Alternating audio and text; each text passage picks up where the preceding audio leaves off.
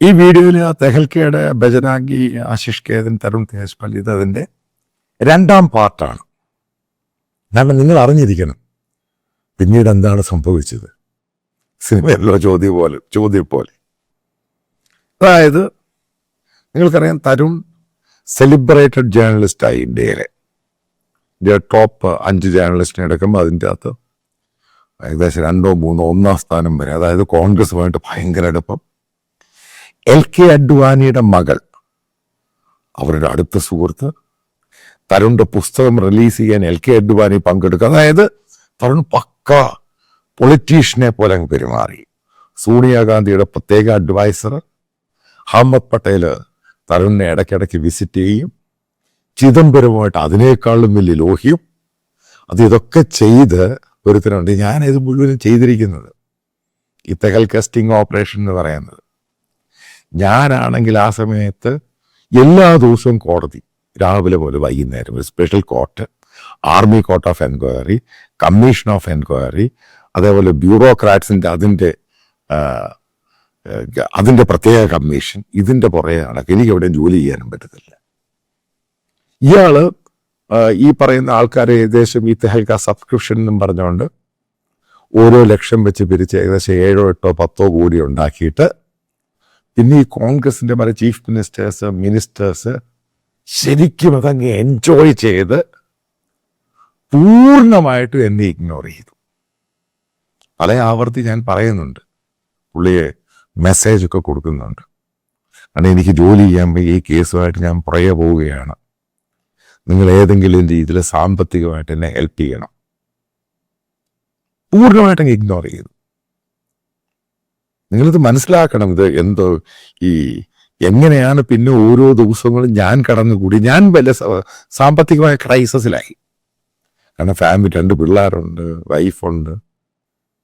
എങ്ങനെ പോവും? ഫർദർ എങ്ങനെ റൺ ചെയ്യും? ഞാൻ അവിടെ ഇവിടെയൊക്കെ ഫ്രീലാൻസ് എനിക്ക് ചെയ്യാൻ പറ്റും. എനിക്ക് എവിടെയും പോയിട്ട് പേറോളിൽ രാവിലെ മുതൽ വൈകുന്നേരം വരെ ജോലി ചെയ്യാൻ പറ്റത്തില്ല.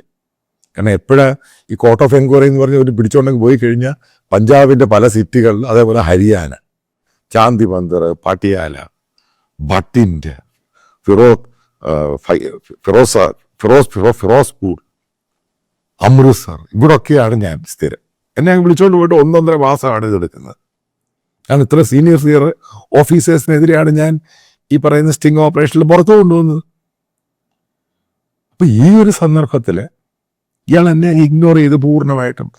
അനിരുദ്ധ് ബഹൽ അയാളുടെ കോബ്ര പോസ്റ്റും, പുള്ളി ഏകദേശം ജേർണലിസം മതിയാക്കിയിട്ട് പുസ്തകം എഴുതും പരിപാടിയിലോട്ട് അങ്ങ് പോയി. കാരണം ഇതിന്റെ കംപ്ലീറ്റ് എൻജോയ് ചെയ്യുന്ന ആരാ? തരുൺ. ജനങ്ങളുടെ ധാരണ തെഹൽക്ക എന്ന് പറഞ്ഞ തരുണാണ്, പുള്ളിയാണ് ഈ സ്റ്റിംഗ് ഓപ്പറേഷൻ ചെയ്തിരിക്കുന്നത്. ഞാൻ എവിടെയും ഇല്ലാതായി.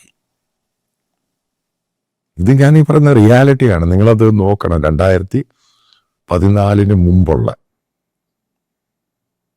അപ്പോൾ ഇങ്ങനെയൊക്കെ സന്ദർഭത്തിലാണ് തരുണിനെതിരെ സെക്ഷൽ അസോൾട്ട് കേസ് ഗോവയിൽ വെച്ച് നടക്കുന്നത്. ആ സംഭവത്തിൽ ഞാനത് ഗോവയിൽ ഞാൻ വേറെ ആവശ്യത്തിന്, പക്ഷേ എന്നെ അവിടെ ഇൻവൈറ്റ് ചെയ്ത് ഞാനതിന് പങ്കെടുത്തു. അന്ന് പല 7 or 8 കേന്ദ്രമന്ത്രിമാർ, അരവിന്ദ് കേജ്രിവാൾ, അങ്ങനെ വലിയ വലിയ റാപ്പാനകളുണ്ട് സിനിമയിൽ. അമീർ ഖാൻ, ജാവേദ് അക്തർ, അമിതാഭ് ബച്ചൻ, ഹോളിവുഡ് നടന്മാർ, ഗ്ലോബലായിട്ട് അറിയപ്പെടുന്ന ജേർണലിസ്റ്റുകളൊക്കെ പങ്കെടുക്കുക. ഈ സാധനം ബിൽഡ് ചെയ്ത് അവനൊരു മൂലക്കായി അവൻ എൻജോയ് ചെയ്യുവാണോ ഭയങ്കരമായിട്ട്. ഈ ഒരു സംഭവത്തിലാണ് സെക്ഷൽ അസോൾട്ട് കേസ് ഉണ്ടാകുന്നത്. അസോൾട്ട് കേസ് ഉണ്ടായി കഴിഞ്ഞപ്പോൾ തരുൺ ഇത് പിടിച്ചാൽ കിട്ടാത്ത രീതിയിലോട്ട് പോയി. അപ്പൊ നിങ്ങൾ മനസ്സിലാക്കണേ, 2013 ബംഗാരു ലക്ഷ്മണന്റെ കൺവിക്ഷൻ വരുമോ കോർട്ടിൽ നിന്ന്, ഇയാളെ 4 വർഷത്തേക്ക് തടവിന് ശിക്ഷിക്കുന്നു. അപ്പൊ ആ സമയത്തൊക്കെ നിങ്ങൾ മനസ്സിലാക്കേണ്ട പ്രധാനം, ഈ കോർട്ടിലൊക്കെ പോകുമ്പോൾ ഈ പറയുന്ന പല പ്രതികളും എന്നോട് പറയും, ഇങ്ങനൊന്ന് മാറ്റിപ്പറയാം, അങ്ങനൊന്ന് മാറ്റിപ്പറയാം. ലോയേഴ്സും പറയും. ഞാൻ എവിടെയും മാറിയില്ലേ, എൻ്റെ സ്റ്റാൻഡിൽ ഞാൻ ഉറച്ചു. കാരണം ഇത് എൻ്റെ ചൈൽഡാണ്, ഞാനുണ്ടാക്കിയെടുത്ത്, തരുൺ ഉണ്ടാക്കിയല്ലോ. ഇതിന് ഞാൻ വളർത്തിയില്ല എങ്കിൽ, ഇതിനെ കൊണ്ടുപോയില്ല എങ്കിൽ നാളെ ഉറപ്പായിട്ടും ഞാനാണ് എൻ്റെ ഉത്തരവാദി. തരുൺ എന്ത് ഉത്തരവാദിത്വമാ? ഈ പറഞ്ഞ ആൾക്കാരുമായിട്ടല്ല അയാളും ലോഹ്യം ബന്ധവും ഇല്ലീഗൽ. കാരണം ആ സമയത്ത് ഞങ്ങളുടെ 3 ഹോട്ടൽ എങ്ങാണ്ടാണ് തരുൺ വാങ്ങിയത് നൈനിറ്റാളിൽ, ഒന്ന് ഗോവയില്, പിന്നെ വേറൊരിടത്ത്. ഇത് പറയാൻ സത്യമാണ്, റിയാലിറ്റി ആയത് ഈ പറയുന്നത്. ഇതൊക്കെ ഓൺ റെക്കോർഡാണ് ഈ സംഭവം. ഇപ്പം ഈ കേസിന് ശേഷമാണ് അതിൽ മെജോറിറ്റി സ്റ്റേക്ക് ഹോൾഡർ ആയിരുന്ന KD സിംഗ്, ആൽക്കമിസ്റ്റ് ഗ്രൂപ്പ്, ആ സമയത്ത് മെമ്പർ ഓഫ് പാർലമെന്റ് ആണ് JMM ആ പാർട്ടിയുടെ ജാർഖണ്ഡ്. അതായത് കോളിൻ്റെ ഒക്കെ ഭയങ്കര ബിസിനസ് ഉള്ളതാണ്. JMM ഈ ജാർഖണ്ഡിലാണല്ലോ കൽക്കരിയുടെ ബിസിനസ് ഏറ്റവും കൂടുതൽ നടക്കുന്നത്, കാരണം മൈൻസും അത് ഇതുമൊക്കെ. അയാൾ എന്നെ വിളിക്കുകയാണ് എൻ്റെ എഡിറ്ററാകാൻ. ആദ്യം ഞാൻ ഞെട്ടിപ്പോയി. പിന്നെ ആലോചിച്ചിട്ട് വൈഫൊക്കെ പറഞ്ഞ് വേണ്ട, വീണ്ടും അതേപോലെ പോവും. പക്ഷെ പിന്നീടാണ് എനിക്ക് മനസ്സിലായത് ഇതൊരു പോയറ്റിക് ചലഞ്ചാണ്, കാവ്യ നീതി എന്നൊക്കെ പറയുന്ന പോലെ. ഞാനത് ചാർജ് ഏറ്റെടുക്കുകയാണ് വീണ്ടും തെഹൽക്കെ തിരിച്ചു കൊണ്ടുവരാൻ വേണ്ടി. ഞാൻ പിന്നെ ചെയ്ത സംഭവം എനിക്കറിയാം. തരുണിന്റെ സിസ്റ്റർ ആയിരുന്നു എൻ്റെ സീനിയർ എക്സിക്യൂട്ടീവ് വൈസ് പ്രസിഡന്റ്. അവരെ ദൂരെ കളഞ്ഞു. അതേപോലെ തരുൺ കൊണ്ടുവന്ന ഇടതുപക്ഷ സൂടാപ്പി ഒത്തിരി ജേർണലിസ്റ്റുകളും പരിപാടികളൊക്കെ അതിനകത്തുണ്ടായിരുന്നു. ഇൻക്ലൂഡിങ് തരുൺ നിർത്തിയിരുന്ന അയാളുടെ ഏറ്റവും കോൺഫിഡൻ്റ് ആയിട്ടുള്ള അക്കൗണ്ട്, സീനിയർ ആയിട്ടുള്ള തരുണിന്റെ ബന്ധുക്കൾ കപ്പിൽ എഴുതാൻ. പിന്നെ കേരളത്തിൽ നിന്ന് 2 ജേർണലിസ്റ്റുകളൊക്കെ ഉണ്ടായിരുന്നു. തരുൺ വെച്ചിരുന്ന സുഡാപ്പി കിടാപ്പി ലെഫ്റ്റ് ലിബറൽ സാധനം അവനെ ഒരു ദൂരെ കളഞ്ഞു. ഞാൻ അത് മുഴുവനെ റീസ്ട്രക്ചർ ചെയ്തു. തരുണ് പിടിച്ചു പോലുമില്ല. എന്നിട്ട് അതിൻ്റെ അകത്ത് ഞാൻ ഒരു സ്ട്രക്ചർ കൊണ്ടുവന്നിട്ട് നമ്മൾ ആൻറ്റി BJP അല്ല, ആൻറ്റി കോൺഗ്രസ് അല്ല, കാരണം അത് ആ രീതിയിലാണ് തരുൺ അതിനെ കൊണ്ടുവന്നത്. ആൻറ്റി BJP, ആൻറ്റി മോദി, അതിനെ മാറ്റിയെടുത്തിട്ട് ഞാൻ ഇൻഡിപെൻഡൻറ്റ് പ്ലാറ്റ്ഫോം അങ്ങ് ആക്കിയത്. എൻ്റെ ഇഷ്ടമുള്ള ആൾക്കാരെ ഞാൻ കൊണ്ടുവന്നു. അതുമല്ല, എനിക്ക് അയാളുടെ വാശിയ കിടക്കും. ഇയാൾ എത്രമാത്രം KD സിംഗിനെ സ്വാധീനിക്കാൻ ശ്രമിച്ചു എന്നറിയും, പല രീതിയിലും. അപ്പൊ ഇവിടൊക്കെ നിങ്ങൾക്കറിയാം, നിങ്ങൾക്ക് ഈ നാഷണൽ മീഡിയയുടെ ഒരു എഡിറ്റർ പോസ്റ്റ് എന്ന് പറയുന്ന, പ്രത്യേകിച്ച് തെഹൽക്ക, അതിനെ സ്വാധീനിക്കാൻ കോൺഗ്രസിന്റെ പല നേതാക്കൾക്കും, കാരണം തരുണല്ലയോ ആ പുഴുവിനെ സാധനം ഞാൻ കാട്ടി ദൂരകളെ പോകില്ല എന്ന് പറയുന്നത്. കാരണം ഒന്നാമത് ഈ വാശിയും കൂടെ കിടക്കുകയുണ്ട് ഇന്ത്യൻ്റെ അകത്ത്. പൂർണ്ണമായിട്ട് ഇൻഡിപെൻഡന്റ് ആക്കി. പിന്നീടാണ് ഞാൻ ഇതിനെ തിരിച്ചു കൊണ്ടുവരാൻ വേണ്ടി Narada sting operation, Saradha scam, അതിനെ പൊക്കി എടുക്കുന്നത്. മനസ്സിലാക്കേണ്ട സംഭവം അതോടുകൂടിയാണ് പലർക്കും മനസ്സിലായത് തരുണല്ല ഇതൊന്നും ചെയ്തത്, ഞാനാണ് ഇത് ചെയ്തത്. ബാക്കി തുകൽക്ക എന്നൊക്കെ പറഞ്ഞുകൊണ്ട് അജിത് സാഹി എന്നൊക്കെ പറഞ്ഞ നമ്മുടെ പല ഈ സുഡാപ്പികളിലൊക്കെ ജേർണലിസ്റ്റ് ഉണ്ട്. അതിൻ്റെ ഏറ്റവും സംഭവം, രസകരമായ സംഭവം ഞാൻ പറയാം. കേരളത്തിലെ ഒരു വനിതാ മാധ്യമ പ്രവർത്തകൻ, ഞാൻ വരുന്നതിന് മുമ്പ് അതിൻ്റെ അകത്ത് റിപ്പോർട്ടറാണ്, ഡൽഹിയിലല്ല കേരളത്തിൽ. അവർ ഈ മദനിയുമായിട്ട് ഇഷ്യൂ ബന്ധപ്പെട്ട് അവരെ ഇന്റർവ്യൂ ചെയ്യാൻ വേണ്ടി ബാംഗ്ലൂർ അവരുടെ ആൾക്കാരുമായിട്ട് പോയി. പേര് ഞാൻ പറയുന്നില്ല. അപ്പൊ അവർക്കെതിരെ കേസായി, ബഹളമായി. ആ സമയത്താണ് തരുൺ മാറിപ്പോകുന്നത്. ഈ സ്റ്റോറിയൊക്കെ പബ്ലിഷ് ചെയ്തു. അപ്പൊ ഈ അജിത് സാഹി എന്ന് പറയുന്ന ജേർണലിസ്റ്റ് ബേസിക്കലി സിമിയെ വെളുപ്പിക്കാൻ കവർ സ്റ്റോറി ചെയ്തിട്ടുണ്ട് തെഹൽക്കയിൽ. ഞാൻ ഇവന്മാരെ ഒരുത്തനെ പോലും വെച്ചില്ലെന്ന് ഓരോരോ ദൂരെ കളഞ്ഞു, പോക്കിയുടെ ദൂരെ കളഞ്ഞു ഇവന്മാരെ. ഒരു ഹിന്ദിയുടെ എഡിറ്റർ ഉണ്ടായിരുന്നു, ഇന്നും ഓർമ്മയുണ്ട്. സെക്യൂരിറ്റിയോട് പറഞ്ഞു, ഇവൻ നാളെ മുതൽ ക്യാബിൻ്റെ അത് കയറരുതെന്ന് പറഞ്ഞു. അവന്റെ മെയിൽ ഉൾപ്പെടെ ഇവരൊക്കെ ഒരു സുപ്രഭാതയുടെ ദൂരെ പോളാവില്ല എന്ന് പറഞ്ഞു. ഈ മാഗസിൻ റൺ ചെയ്താലും ഇല്ലെങ്കിൽ നീ ഒന്നും ഇട്ടത് കാണത്തില്ല, ഞാനാണ് ബോസ്.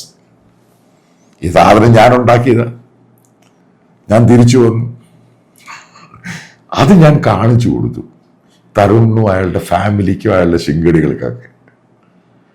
മനസ്സിലായല്ലോ, അട്ടിച്ച് പൊളിച്ചങ്ങ് കൊടുത്തു. ഒരു കേരളത്തിലും ആ കാട്ടുപത്തനാപുരം എന്ന് പറഞ്ഞൊരു ഗ്രാമത്തിൽ നിന്ന് വന്ന ഒരുത്തനാ ഞാൻ സിറ്റി ബോയ് ഒന്നുമല്ല. ഞാൻ ഡൽഹിയിൽ ചലനം ഉണ്ടാക്കിയിട്ട് ചലനം എങ്ങനെ ഉണ്ടാക്കിയെന്ന് എനിക്കറിയാം. എനിക്ക് നാളെ ഈ രാഷ്ട്രീയക്കാരൻ ഒരു പുല്ലും എനിക്ക് ആവശ്യമില്ല. എന്തൊക്കെ വിരട്ടലും എന്റെ പ്രഷറും KD സിംഗിന്റെ മുകളിലൊക്കെ ഉണ്ടായി നിങ്ങൾക്കൊന്നും അറിയത്തൊന്നുമില്ല. അവിടെ ഒക്കെ ഞാൻ KD സിംഗിനെ ബേസിക്കലി അയാളെ പോലും ഞാൻ പിടിച്ച് വിരട്ടി. അയാൾക്ക് പിന്നീട് ഞാൻ അയാളെ വിരട്ടി നിർത്തിയേക്കുമായിരുന്നു. ഞാൻ പറഞ്ഞു ഞാനാണ് ബോസ്, ഞാൻ എത്ര നാൾ എഡിറ്ററായിട്ടിരിക്കുമ്പോൾ ഞാൻ തന്നെയാണ് ബോസ്, ഒരു പരിപാടി നടക്കുന്നില്ല. അപ്പം അങ്ങനെ ഇത് കൊണ്ടുപോയി അവസാനം ഞാൻ ഇതിനെ തിരിച്ചു കൊണ്ടുപോകാൻ ശ്രമിച്ചു കഴിഞ്ഞപ്പോഴാണ് കെ ഡി സിംഗിന്റെ പ്രഷറായത്. അപ്പം അതിൻ്റെ പേരിലാണ് പിന്നെ ഞാൻ നാരദ തുടങ്ങിയത്. നാരദ എന്ന് പേരിടാനുള്ള കാരണം ഈ ലോകത്തിലെ ആദ്യത്തെ ജേർണലിസ്റ്റ് നാരദൻ, അതിൻ്റെ പേരിലാണ് നാരദ ന്യൂസ് പേരിടുന്നത്. അപ്പം ഞാനിത് പറയുന്നതിൻ്റെ കാരണം ഞാൻ തെഹൽക്കയിൽ രണ്ടാമത് വന്നിട്ട് അതിനെ ക്ലീൻ ചെയ്ത് കൊടുത്തു. ക്ലീൻ ചെയ്തിട്ട് ആന്റി ഇന്ത്യ എന്നുള്ള സ്ലോഗൻ മാറ്റി പ്രോ ഇന്ത്യയാക്കി. ഇന്ത്യക്ക് വേണ്ടിയാണ് ഒരു മാഗസിൻ നിലകൊള്ളുന്നത്, കാരണം ഇന്ത്യയാണ് മുമ്പിൽ. ആ ഒരു സ്ലോഗൻ മുമ്പോട്ട് അങ്ങ് വെച്ചു കൊടുത്തു. അവിടുന്ന് അതിനെ അങ്ങ് മാറ്റിയെടുത്തു.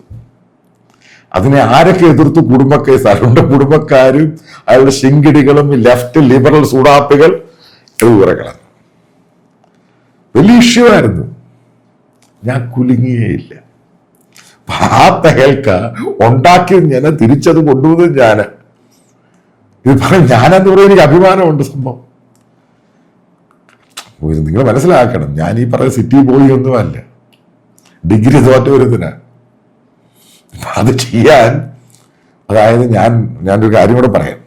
ഇപ്പം ഞാൻ ഇത്രമാത്രം ക്രൈസിസിലൊക്കെ പോയ സന്ദർഭത്തിലും ഞാൻ ഭയങ്കര ദൈവവിശ്വാസിയാണ്. ദൈവത്തോട് പ്രാർത്ഥിക്കും എനിക്കൊരവസരം തിരിച്ചു തരണം. കാരണം എന്നെ ഇത്രമാത്രം രീതിയിൽ അവഹേളിക്കുക, ചെറുതാക്കുക, എന്നെ സഹായിക്കാതിരിക്കുക ആ സന്ദർഭത്തിൽ. അപ്പോൾ അത് പറയാം, കാവ്യനീതി, പോയറ്റിക് റിവഞ്ച് എന്ന് പറയുന്ന രീതിയിലാണ് തിരിച്ചു കയറി വരുന്നത്. എന്നിട്ട് ഞാൻ ആ സ്ത്രീയുടെ കാര്യം പറയാം, മറ്റേ മദിനയുമായി ബന്ധപ്പെട്ട്. അപ്പം അവരെന്നോട് പറഞ്ഞ് അവർക്ക് ലീഗലിന് സാമ്പത്തിക സഹായം കൊടുക്കണം. ഞാൻ പറഞ്ഞു അതിനെപ്പറ്റി ഒരു ഫോർമലായിട്ട് ലെറ്റർ അയക്കാൻ പറഞ്ഞു. മെയിൽ അയച്ചു. ഞാനത് മാനേജ്മെൻറ്റിന് കൊടുത്തു. കാരണം ഇവർക്ക് നേരത്തെ റിപ്പോർട്ടറായിരുന്നു, ഇവരിങ്ങനെ കേസിൽപ്പെട്ടു, ഇവിടെ സ്റ്റോർ ചെയ്തതാണ്. മാനേജ്മെൻറ്റിൻ്റെ റിപ്ലൈ വന്നു, ഇവരോട് ഇങ്ങനെ ഇതേപോലെ ഒരു ആൻറ്റി ഇന്ത്യ സാധനം ചെയ്യണമെന്ന് പറഞ്ഞിട്ടില്ല. കാരണം മദിനയെ കാണുന്ന ആൻറ്റി ഇന്ത്യ ആയിട്ടാണ്. ഇവരാരോട് ചോദിച്ചിട്ടാണ്, അപ്പോൾ അതുകൊണ്ട് റിജക്റ്റ് ചെയ്തു. എന്നിട്ട് ഈ സ്ത്രീയോട് ഞാൻ വിളിച്ചു പറഞ്ഞു, തുഫയിലുണ്ട് എൻ്റെ കൂടെ നിന്ന്, ഞാൻ എൻ്റെ കയ്യിൽ നിന്നാണ് ഇവർക്ക് ലീഗലായിട്ട് 2 പ്രാവശ്യം കൊടുത്തത്. കാരണം തെഹൽക്ക മാനേജ്മെന്റ് എനിക്ക് താല്പര്യമില്ലായിരുന്നു ഒരു ആന്റി ഇന്ത്യ പ്രൊപ്പഗണ്ടയെ നടക്കുന്ന ഇതേപോലെ ജേർണലിസ്റ്റിനെ സപ്പോർട്ട് ചെയ്യാൻ. എൻ്റെ ഡിസിഷനാണ് അത്. ഞാനീ പറയുന്നത് ഇവരൊക്കെ ഈ തെഹൽക്ക പൂവൽക്കാതൊക്കെ പറയത്തില്ലേ, ചുമ്മാതാ, ഇതിൻ്റെ അകത്ത് ഒരു പുല്ലുമല്ല, അതിൻ്റെയൊക്കെ റിപ്പോർട്ടേഴ്സ് മാത്രമായിരുന്നു. ഗെയിം കളിച്ചു കൊടുത്തതാണ് ഞാൻ. അത് സക്സസ് ആയി. ഞാൻ ഇന്ന് തെഹൽക്കയിൽ നിന്ന് തെഹൽക്ക തീർന്നു 2016 നാരദോടെ. പിന്നെ ഒരു പേരിന് വെബ്സൈറ്റ് ഇങ്ങനെ കൊണ്ടുപോകുന്നത് മാത്രമേ ഉള്ളൂ. അതാണ് ഞാനും തെഹൽക്കയുമായിട്ടുള്ള ഒരു ബ്രീഫായിട്ടുള്ള ഒരു സംഭവം. അതാണ് ഞാൻ ഇതിൻ്റെ അകത്ത് വിശദീകരിച്ചത്. നിങ്ങൾക്കറിയാം, കഴിഞ്ഞ 2 ആഴ്ച കൊണ്ട് ഞാൻ നിങ്ങളോടൊരു കോൺട്രിബ്യൂഷൻ വേണമെന്ന് അഭ്യർത്ഥിക്കുകയാണ്. എൻ്റെ വീഡിയോ റൺ ചെയ്തു ഈ വീഡിയോയുടെ അവസാനം. അതിനകത്ത് ചില പ്രശ്നങ്ങളുണ്ടായി. കാരണം ബാങ്കുകളുടെ ചില ലിമിറ്റ്, അതേപോലെ GPay, ഗൂഗിൾ പേ, UPIയുടെ ചില ലിമിറ്റ്. അപ്പോൾ അതൊക്കെ റെക്ടിഫൈ ചെയ്തിട്ട് പുതിയ അക്കൗണ്ടും ഡീറ്റെയിൽസും അതേപോലെയുള്ള റെസ്ട്രിക്ഷൻസും ഉണ്ടാവുകയില്ല. വിദേശത്തുള്ളവർക്ക് കറണ്ട് അക്കൗണ്ടിൽ അയക്കാനുള്ള ബുദ്ധിമുട്ട് അത് മാറ്റിയിട്ട് പേഴ്സണൽ അക്കൗണ്ട് വേണ്ടി തരുന്നുണ്ട്. കൃത്യമായിട്ടൊരു കാര്യം പറയാം, 1 രൂപയ്ക്കും അക്കൗണ്ടബിൾ ആണ് ഞാൻ ജനങ്ങളുടെ കയ്യിൽ നിന്നാണ് ഈ പണം സ്വരൂപിക്കുന്നത്. അജണ്ട ഒറ്റ സംഭവമേ ഉള്ളൂ.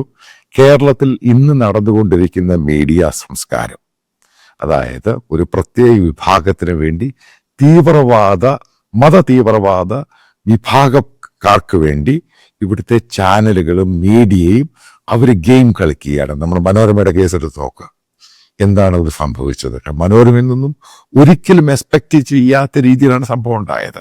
അപ്പം നമുക്കിത് പൊളിച്ചേ മതിയാവത്തുള്ളൂ. ഇപ്പോൾ എൻ്റെ കൂടെ സഹകരിക്കുക എന്നുള്ളത് മാൻഡേറ്ററി അല്ല. നിങ്ങൾക്ക് ഇഷ്ടമുള്ള രീതിയിൽ സഹായം 1 രൂപയാണെങ്കിലും അത് ബോണ്ടേജ് ആയിരിക്കും. ഇതുമായിട്ട് ബന്ധപ്പെട്ട് ഞാൻ വരാൻ പോകുന്ന സമയത്ത് ഇതൊരു 24 hours ന്യൂസ് ചാനലായിരിക്കും. നാഷണൽ പൊളിറ്റിക്സ്, നാഷണൽ ഇഷ്യൂസ്, അതേപോലെ തന്നെ കേരളത്തിൻ്റെ റീജിയണൽ കാര്യങ്ങൾ, ഇന്ത്യയുടെ ഓരോ ഭാഗത്തെയും കാര്യങ്ങൾ, ഇന്റർനാഷണൽ ജിയോ പൊളിറ്റിക്സ്. ഇപ്പം നല്ല കുറച്ച് ആൾക്കാരെ ഞാൻ സെലക്ട് ചെയ്തിട്ടുണ്ട്. അവരൊക്കെ എൻ്റെ കൂടെ ജോയിൻ ചെയ്യാൻ തയ്യാറാണ്. അപ്പോൾ അതുമായിട്ട് ബന്ധപ്പെട്ടാണ് എനിക്കിങ്ങനെ ഒരു ഫിനാൻഷ്യൽ സപ്പോർട്ട്, ക്രൗഡ് ഫണ്ടിങ് ഒരു സ്പോൺസറും ഇല്ല, ഒരു അഡ്വർടൈസേഴ്സും ഇല്ല. ജനങ്ങളാണ് ഫണ്ട് ചെയ്യുന്നത്. ഉറപ്പായിട്ടും ഇത് കുറച്ച് കഴിയുമ്പോൾ ഇത് വലിയൊരു സംഭവം ഇന്ത്യയിലായിട്ട് മാറും. നിങ്ങൾക്ക് എൻ്റെ എക്സ്പീരിയൻസ് അറിയാം, 10-30 വർഷം ഈ ഫീൽഡിലുള്ള എക്സ്പീരിയൻസ് ആണ്. അപ്പം നല്ല ആൾക്കാർ, നല്ല ടാലൻറ്റഡ് ആയിട്ടുള്ള ആൾക്കാർ, ദേശീയതയുള്ള ആൾക്കാർ ജോയിൻ ചെയ്യാൻ തയ്യാറാണ് മൾട്ടിപ്പിൾ ലാംഗ്വേജിൽ. അതായത് നമ്മൾ മനസ്സിലാക്കുക, വരാൻ പോകുന്ന ദിവസങ്ങളിൽ കേരളത്തിൽ ഈ കാണിക്കുന്ന മീഡിയ സംസ്കാരത്തെ നമ്മൾ പൊളിച്ചടുക്കും ഇതിനെ തോലച്ചയാളായി. അപ്പം നിങ്ങൾ സഹകരിക്കുക. നല്ല ആൾക്കാരുണ്ടെങ്കിൽ തന്നെ, അതായത് ഡെഡിക്കേറ്റഡ് ആയിട്ടുള്ള ആൾക്കാർ എൻ്റെ കൂടെ സർവീസ് ചെയ്യാൻ താല്പര്യമുള്ളവർക്ക്, ജോലി ചെയ്യാൻ താല്പര്യമുള്ളവർക്കും എന്നെ വിവരം അറിയിച്ചാൽ ഞാൻ നിങ്ങളെ ട്രെയിൻ ചെയ്തെടുക്കുന്നതായിരിക്കും. അതായത് ഡെഡിക്കേറ്റഡ് ആയിരിക്കണം, ഇത് പഠിക്കണം, മനസ്സിലാക്കണം, എങ്ങനെ ചെയ്യണം. അതായത് ബന്ധപ്പെട്ട ചില കാര്യങ്ങൾ പറയാം, 1-2 കാര്യങ്ങൾ പറയും. ഇപ്പം നല്ലൊരു റിപ്പോർട്ടിംഗ് ഉണ്ടായി, ഒരു സംഭവത്ത് പോയി റിപ്പോർട്ട് ചെയ്യണം. അതിനുവേണ്ടി ഒരാളെ പറഞ്ഞു വിടുക, ഗ്രൗണ്ട് റിപ്പോർട്ട് ചെയ്യുക, ഇതിനൊക്കെ എക്സ്പെൻസ് ഉണ്ട്. നല്ല റിസർച്ച് ടീം ഉണ്ടാകണം. അപ്പം ഇതിന് പറ്റിയ പഴയ പോലെ ചാനൽ ഇൻഫ്രാസ്ട്രക്ചറിൻ്റെ ആവശ്യമൊന്നുമില്ല.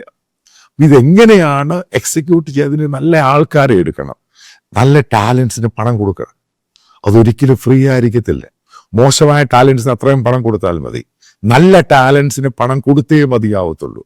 അതാണ് ഇതിൻ്റെ ബേസിക് ഇഷ്യൂ എന്ന് പറയുന്നത്. അപ്പം അങ്ങനെയുള്ളവരെ എടുക്കുക. എനിക്കറിയാവുന്ന പല ടീമംഗങ്ങളുണ്ട് എൻ്റെ കൂടെ, തെഹൽക്കയിലും മറ്റു പല ചാനലുകളിലൊക്കെ വർക്ക് ചെയ്ത് ഹൈലി ടാലൻറ്റഡ് ആയിട്ടുള്ള ആൾക്കാരുണ്ട്. അപ്പം അവരെയൊക്കെ ഒത്തൊരുമിപ്പിച്ച് ഇതിന് പല മൾട്ടിപ്പിൾ ലാംഗ്വേജിൽ കൂടെ ഇത് പോകുമ്പോൾ മാത്രമേ ഇതിൻ്റെ ഒബ്ജക്റ്റീവ് എന്തുവാന്ന് നമുക്ക് മനസ്സിലാവത്തുള്ളൂ. അപ്പോൾ സഹകരിക്കുന്നതിന് വളരെ നന്ദി. ഫർദർ നിങ്ങളുടെ എല്ലാ സഹകരണം ഇതിൻ്റെ കൂടെ ഉണ്ടാകുമെന്ന് പൂർണ്ണമായിട്ടും വളരെ സ്നേഹത്തോടു കൂടെ പ്രതീക്ഷിക്കുന്നു.